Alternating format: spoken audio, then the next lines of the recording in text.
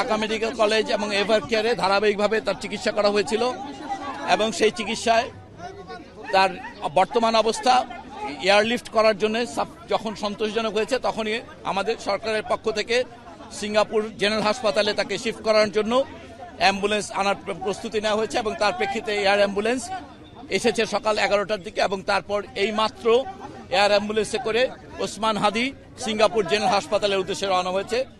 আপনারা সবাই ইতিমধ্যে জানেন যে ওর এই স্ট্যাবিলাইজ করার কথাটা, এটা এয়ারলিফটিংয়ে 4 ঘন্টা ফ্লাইটের জন্য ওনাকে আমরা যখন দুই পক্ষই সম্মত হয়েছে, ওই সিঙ্গাপুর জেনারেল হাসপাতাল এবং এভার কেয়ার দুই কর্তৃপক্ষ যখন সন্তুষ্ট হয়েছেন যে উনি 4 ঘন্টা ফ্লাইট করার জন্য উপযোগী, তৎক্ষণাৎ আমরা ওনাকে আসলে শিফট করিয়েছি।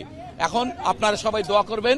আমরা বলতে চাই যে ওনার আঘাত সম্পর্কে আপনারা ইতিমধ্যে অনেকবার শুনেছেন, ওনার গুলিবিদ্ধ যে মস্তিষ্ক সেটা ছাড়া বাকি অর্গানগুলো আল্লাহর রহমতে বলা যেতে পারে কিডনি, হার্ট এবং রেসপিরেশন, এই 3টি ক্ষেত্রে এখন পর্যন্ত এটাকে নিয়ন্ত্রণযোগ্য এবং বিভিন্ন ওষুধ এবং অক্সিজেনের মাধ্যমে সেগুলোকে মোটামুটিভাবে এখন পর্যন্ত নিয়ন্ত্রণ করা যাচ্ছে, যে কারণে উনি এই ফ্লাইটটা কমপ্লিট করতে পারবেন।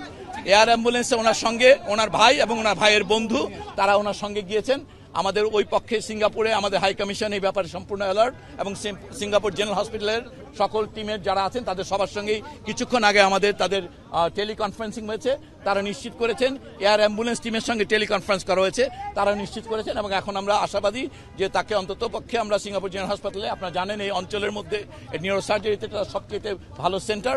এখন আমরা শুধুমাত্র হাদির জন্য দোয়া চাইব। আমরা আশা করব যে সবাই আপনারা দোয়া করবেন, আল্লাহ যদি সাহায্য করেন অবশ্যই হাদি একটা মাত্রার সুস্থতা নিয়ে ফিরে আসতে পারবে। দোয়া করবেন সবাই।